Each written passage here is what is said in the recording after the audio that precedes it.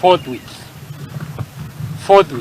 going forward, with Jubilee withdraws its support to one Honorable KAWIRA Mwangaza, yes, who is the governor of Meru, and we've been instructed to support all resolutions that are made by our counterpart, that is the UDA, the DEP, and all other parties in Meru County Assembly. And I want this one to go straight to our residents, the people of Meru, that we are supporting the impeachment of one Honorable KAWIRA Mwangaza due to her competency, her theatrics, her dramas. Na tuseme watu wa Meru wamechoka, na kama tumechoka, na tukiendelea mbele mambo itaanza, na tumeanza na safari imeanza.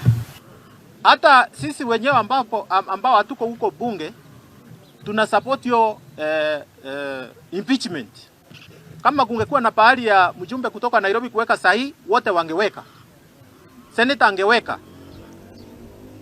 MCA wote wameweka. Na hata wapiga kura wenyewe wangeweka. Na wacha niseme tutasupport hiyo motion mpaka Meru rundi pahali ilikuwa wakati wa Mheshimiwa Kiraito Muronge na Peter Munya, wakati tulikuwa tunaona maendeleo. Na hatutaki maneno ya kutupeleka hivi na kufikiria Wameru wote ni wajinga.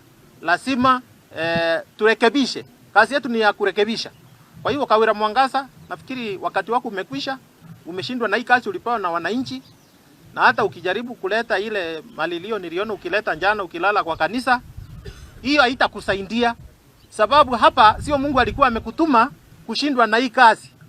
Mungu alikuwa amekutuma usaidie watu wake na umeshindwa. Kwa hiyo hata ukililia Mungu, hata Mungu mwenyewe ndio wa kwanza kusema au uende. Na sisi tunafuata vile Mungu ameamulisha, na viongozi wengine tumeamua wewe lazima uende. Hata ukilia namna gani, sioni